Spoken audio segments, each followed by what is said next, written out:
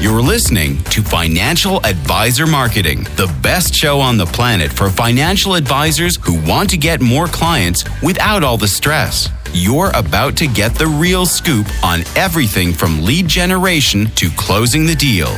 James is the founder of theadvisorcoach.com, where you can find an entire suite of products designed to help financial advisors grow their businesses more rapidly than ever before.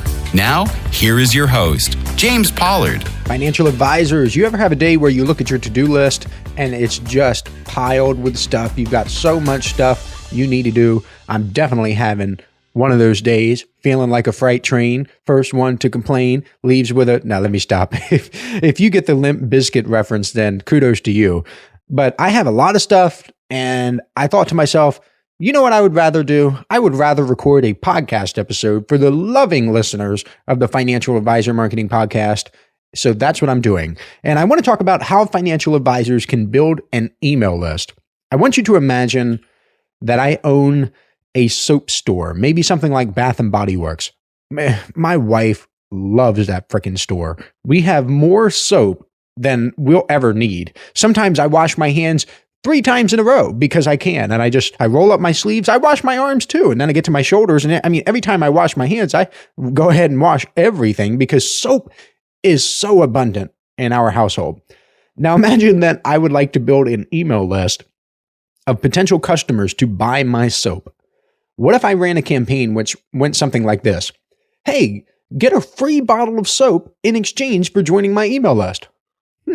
Very simple, right? But don't you agree that it would probably work? Why would it work though?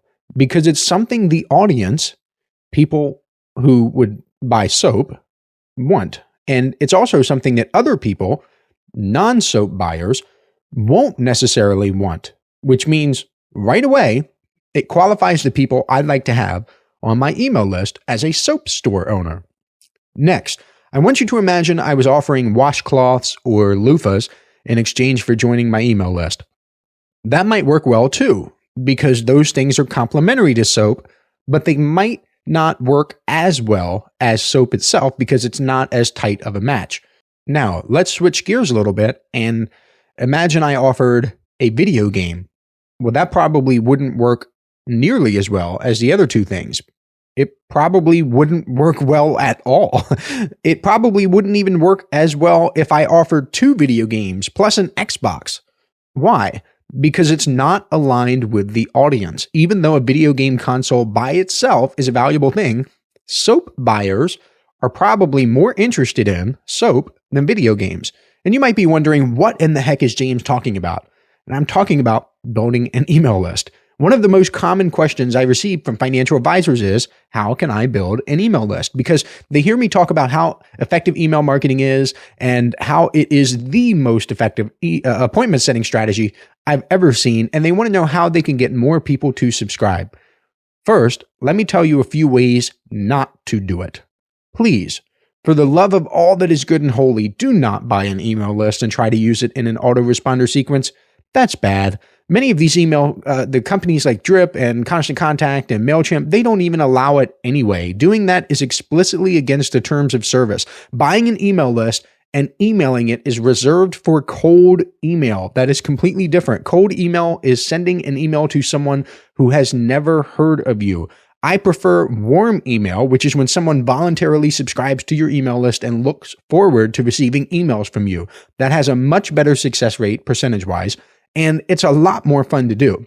Plus, it can be systemized so it becomes hands-off on your part, because an email autoresponder works for you no matter what you're doing, which means you can predict exactly how many people within a certain range are going to become clients, and that is powerful stuff. If your email autoresponder converts 5% of subscribers into appointments, that means you will get 5 appointments for every 100 email subscribers you add. If you typically get 2 out of every 5 appointments to become clients, then it means you will get 2 clients on average for every 100 email subscribers. The other way you should not build an email list is by slapping together a meek opt-in form on your website that says something like, subscribe to our weekly newsletter. If you do that, then don't be surprised when you get subpar results, because very few people want to subscribe to another email list. Nobody wakes up in the morning and thinks, gee, you know what I'd like to do today? I would like to subscribe to another email list. Yippee! People already get too many emails. Subscribe to my weekly email list isn't enticing. And it's even worse if you do something like, we won't email you often. We'll only send you one email a month. Well, it's like you're apologizing. Don't apologize to me. Give me something that I want. I can't imagine like Walmart would come up and say, I'm so sorry for giving you these groceries. I'll make sure I give you just a little bit instead of a lot, even though you want groceries and you come here specifically for groceries and you're willing to spend money on groceries. I'm going to be meek and apologize. They don't do that. So how can you build an email list? Here's the secret. You need to offer something your niche wants in exchange for subscribing to your email list. I know that sounds deceptively simple, so I would like to explain it in more detail. Offering something your niche wants is the reason why cookie cutter lead magnets do not work. Even when I offered a lead magnet to my Inner Circle members, so I gave them this. It was a gift that I gave them. I did it as a template instead of a fully finished one, because in order to maximize effectiveness, newsletter subscribers had to tailor it, and newsletter in this sense, like the physical paper and ink newsletter, not an email newsletter. So Inner Circle members had to tailor it to their niches. I have subscribers who work with teachers, nurses, sales executives, Christians, Jewish people, engineers, fast food franchise owners, e-com owners, agricultural workers like farmers, and so much more. Imagine there's a template which is titled 7 Money Mistakes You Should Avoid. And then I change it to 7 Money Mistakes Drop Shipping Business Owners Should Avoid. Imagine I began putting that lead magnet in front of people who own drop shipping businesses. Don't you think it would convert better than 7 Money Mistakes You Should Avoid? Absolutely. It wouldn't even be close. It kills me when financial advisors search for cookie cutter marketing solutions and then turn right around and rally against people who provide cookie cutter financial solutions and financial advice. Can you say hypocrisy?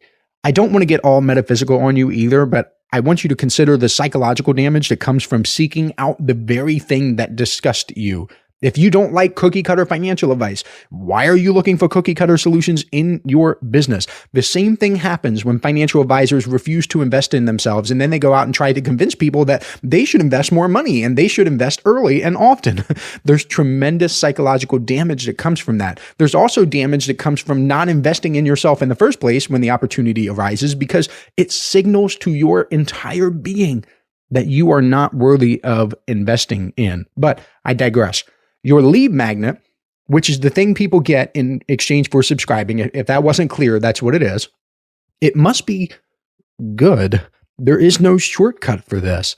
It must be something your niche wants. If you aren't getting email subscribers, it is because you either have a market and or message mismatch.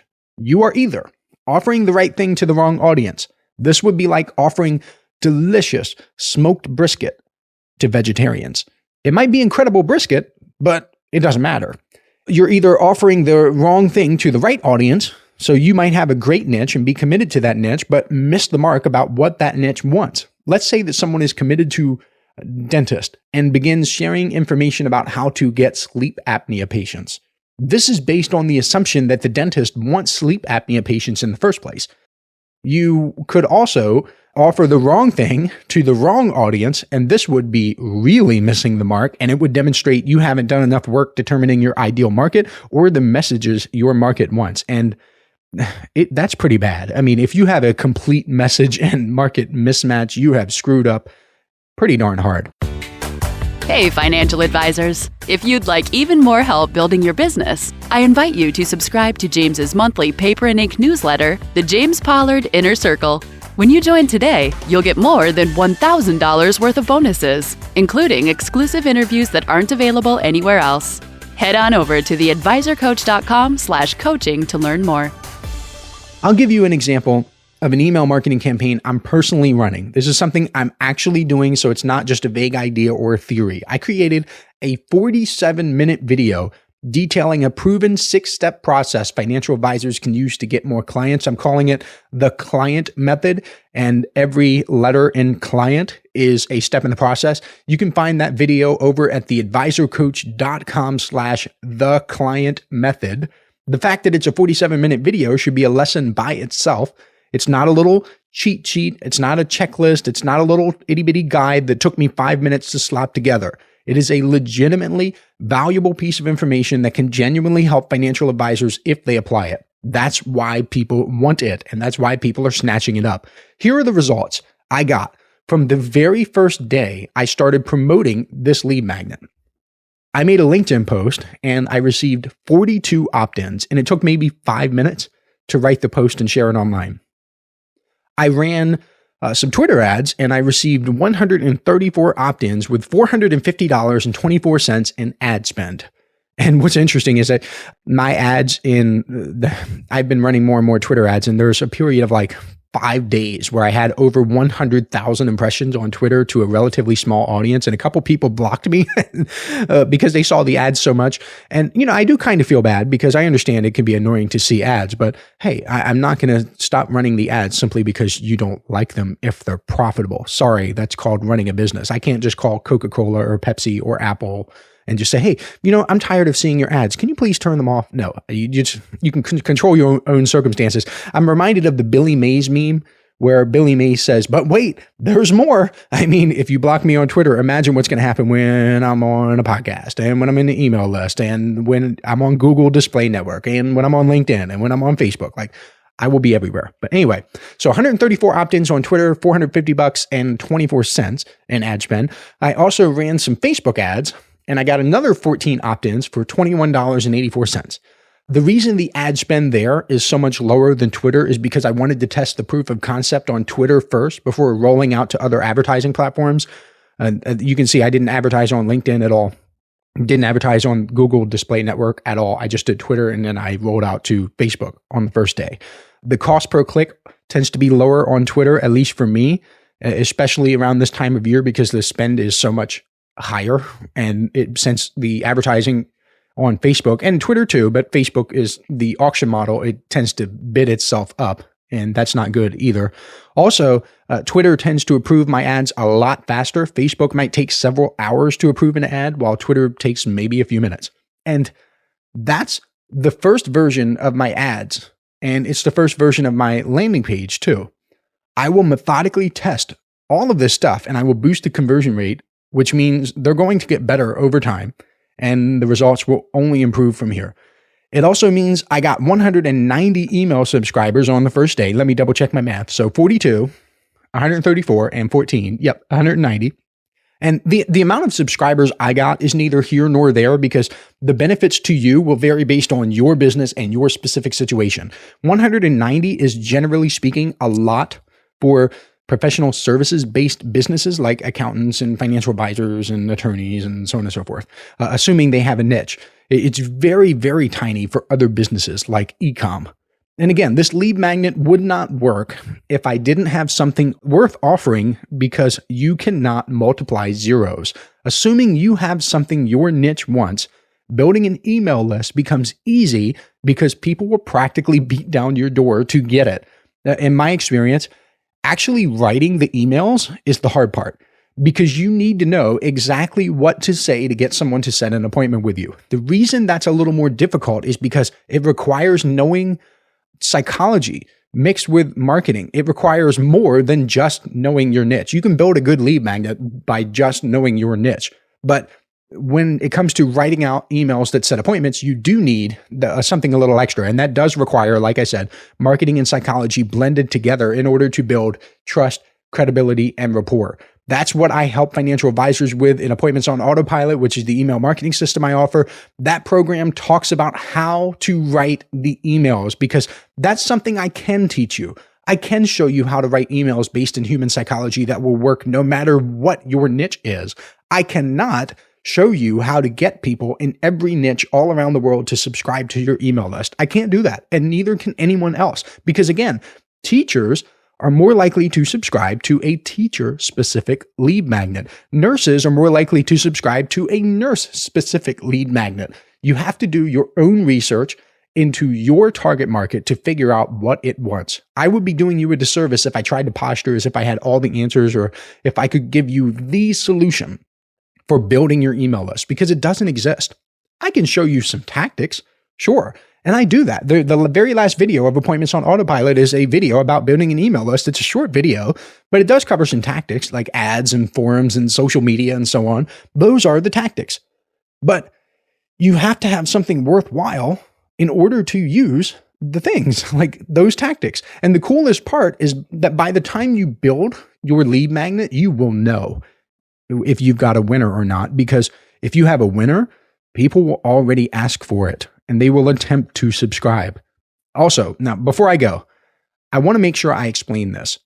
You don't need thousands of people on your email list to build a thriving business as a financial advisor, especially if you serve a specific niche. I know I've said niche so many times in this episode, but it is very important. It does make email marketing and building a lead magnet way, way more effective. And I'll prove it to you here that you don't need thousands. Answer these two questions. First, how much money do you make per client? Let's think about it. How much money do you make? Okay. Now, how many clients do you need to reach your income goal? Imagine you make $5,000 per client and you want to add an extra $25,000 to your business from an email marketing campaign. You can reverse engineer your email stats to figure out how many subscribers you will need. For example, you only need 500 email subscribers if your email marketing campaign converts 1% of subscribers into clients. So you need 5 clients. If you convert at 1%, then you need 500 email subscribers. If your email campaign converts at 2%, you only need 250 email subscribers. And you can Google average email marketing conversion rate. You can do your own research about conversion rates and come to your own conclusions. You don't have to believe anything I'm telling you. That's the wonderful part about the internet is you can verify. You don't even, you know the old saying, trust but verify. You don't even have to trust me. You can just Google average email marketing conversion rate and then take a look at the averages, because my stuff is not average to begin with, but you can just assume that it's average and see that you can make money with average stuff. You can perform your own due diligence and plug in your numbers, because your mileage, I guarantee you this is a guarantee I can make. There are no guarantees. And your mileage will for sure vary. The bottom line, the message I want you to take away is that you cannot multiply zeros. You really can't. You have to have something people want. That's the big secret. That's how you build an email list. I'm sorry to disappoint you if you were looking for some super sexy tactic that you could use to get a dopamine rush to trick yourself into thinking that you're actually accomplishing something. But that's not how I roll. I give you the real information that can actually benefit you. And speaking of real information that can benefit you, make sure you join my email list by going to theadvisorcoach.com/theclientmethod. So THECLIENT method, METHOD. This I feel like I'm in a spelling bee here, but I want to make sure I spell it out. I want to make it as easy as possible for you to get to theadvisorcoach.com/theclientmethod, because that's where you can get the 47-minute video where I outline what I call the client method, where each letter of client stands for a step in the process designed to help financial advisors get more clients. It's a big picture overview designed to get you thinking about how to apply the principles to your business. I know you're going to love it. And with that, I will catch you next week. This is thepodcastfactory.com.